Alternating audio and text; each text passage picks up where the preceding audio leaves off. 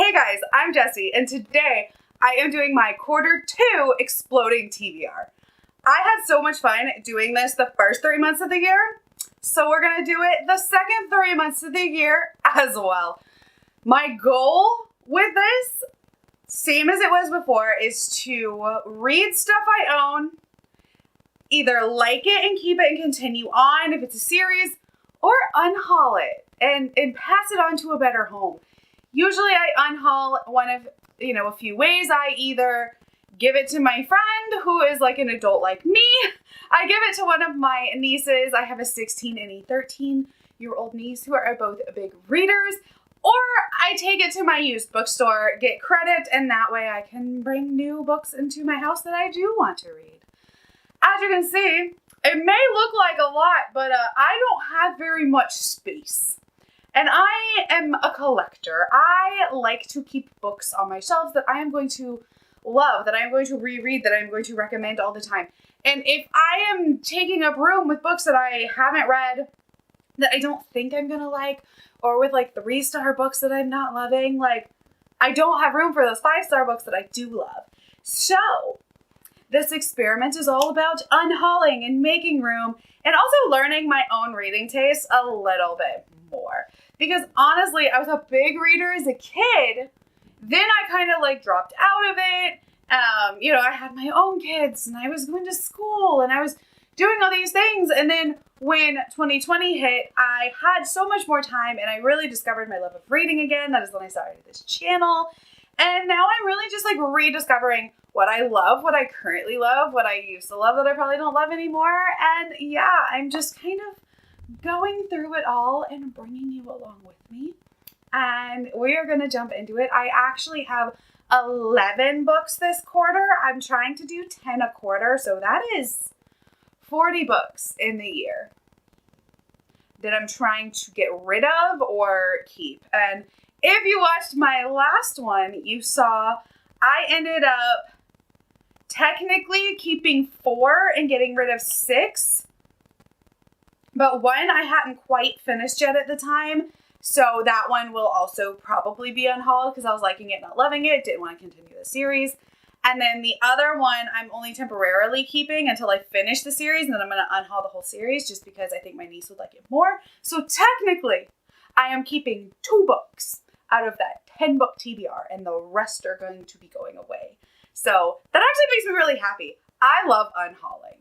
Like, I'm a collector, but I love unhauling, decluttering, like not just books, but everything in my house. I recently went through my kids' stuff and I've gone through my closet and it feels so good, right? So I've rambled and what you're here for is the books. So we're going to talk about the 11 books on my Exploding TBR for the second quarter of the year. First and foremost is the Ivory Key. I've heard mixed things about this. I got this in a fairy loot box, in a Luma Crate box. I don't know. I got one in each box. So I have this one and then I have another copy of it that's a paperback. So that one's just going to sit into the side because I don't want to put it up because if I don't like it, then I'm going to unhaul both of them. If I do like it, I'm going to unhaul one either way. I just don't know how I'm going to feel. So I'm excited to read this. I've heard mixed things, but for one, the cover is stunning. And I'm pretty sure this is an Indian-inspired fantasy, which I tend to absolutely love.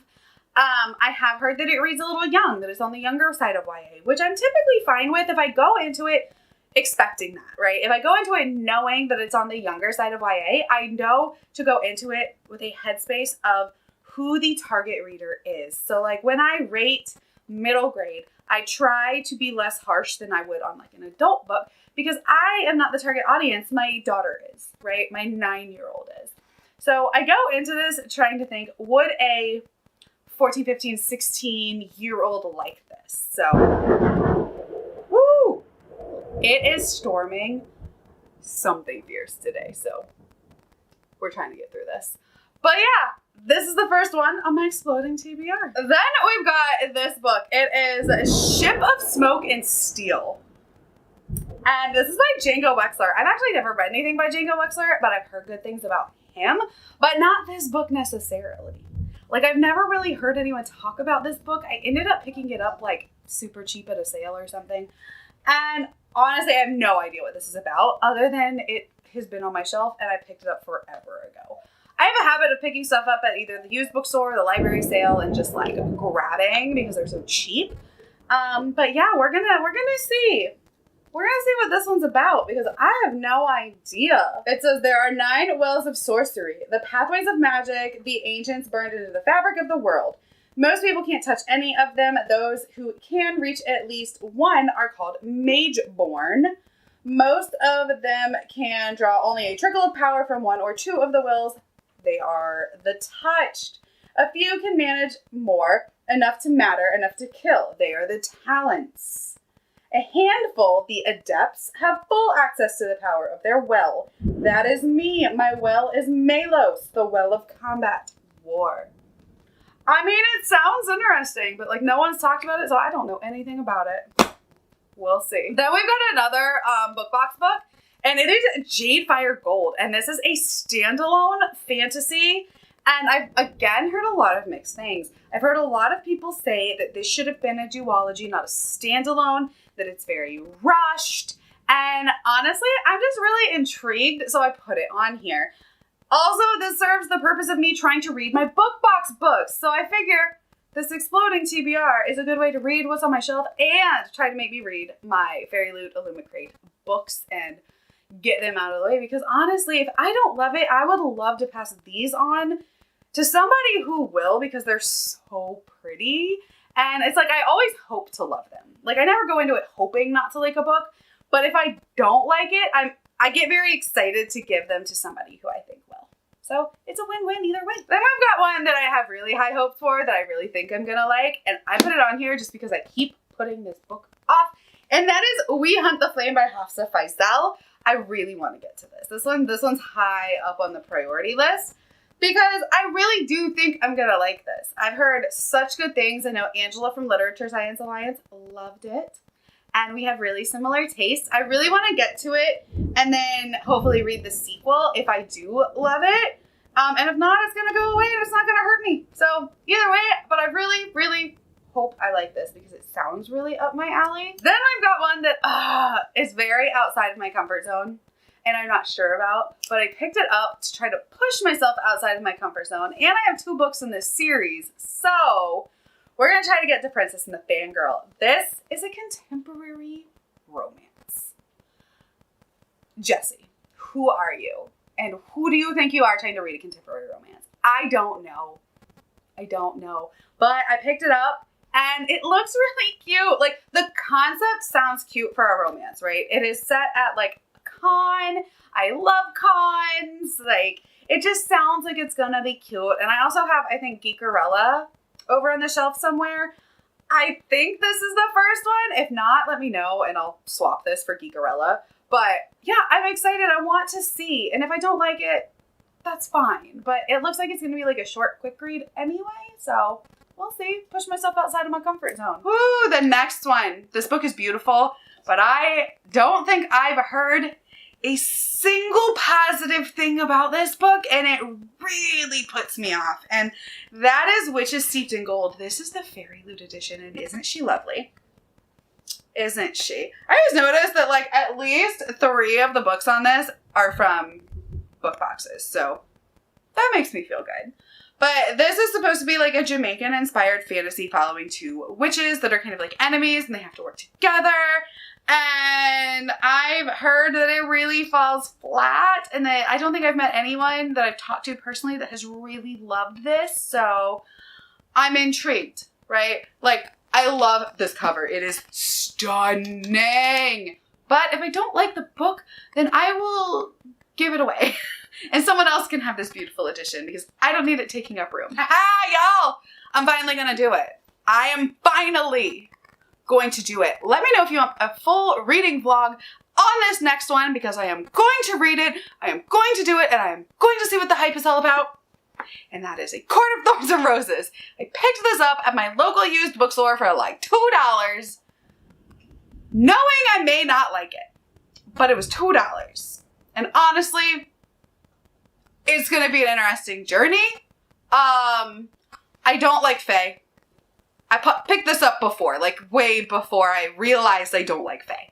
right? I don't like fae. I'm not a big smut reader, and I know this is kind of smutty. There's so many things going against this book for me. But we're going to try it, and we're going to try hard. And you know what? I'm going to try to finish it.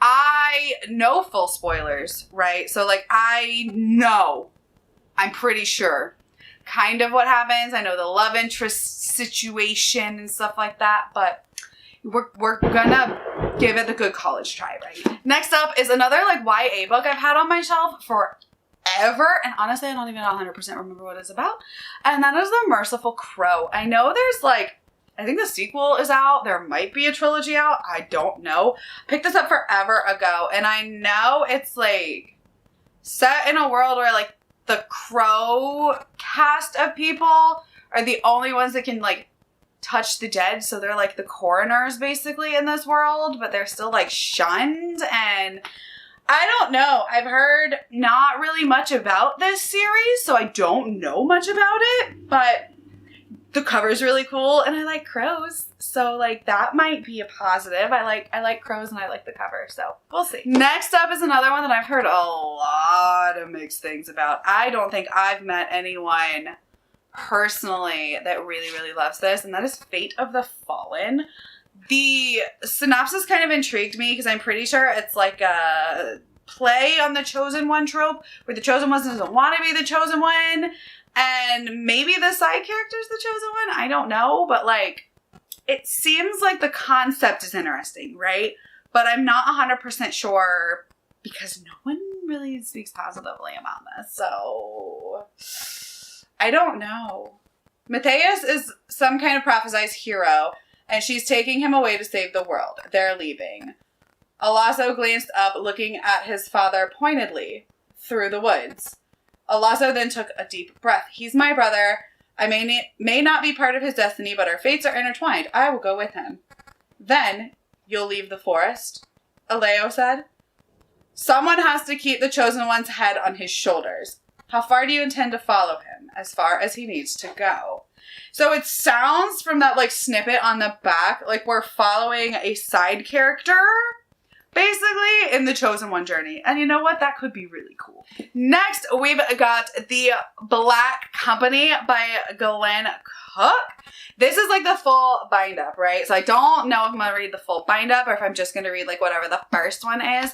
I've heard good things. And I'm excited to get to it. It's just been on my shelf forever. So I need to either read it or get rid of it because I think I'm going to like it. It seems very, like, classic fantasy, and I really want to get to it. And I have the bind up, so technically I have all the books. And then finally, it's the one sequel that I have put on this list to make myself finish this series or get rid of it. Hopefully I love it because I actually really loved book 1, but I've been putting off book 2 for so long, and that is The Reckoning of Fallen Gods. The first book is Child of a Mad God. This is by Ari Salvatore. I really liked the first book. And I've heard that the second one is very, very different. And I know Brittany from Books with Brittany DNF'd book 2 after she loved book 1. So I'm like, not so sure. But I'm hopeful that I will end up liking this because I liked book 1. But it's going on this list. All right, well, that is all of the books that I have for my Q2 Exploding TBR. I will keep you updated, of course, and then I will do a final, like, update video at the end of the quarter telling you which ones I'm keeping, which ones I'm getting rid of, which ones I liked, why, and why not. All right, well, thank you guys for hanging out with me. My name is Jessie, and I will see you next time. Bye.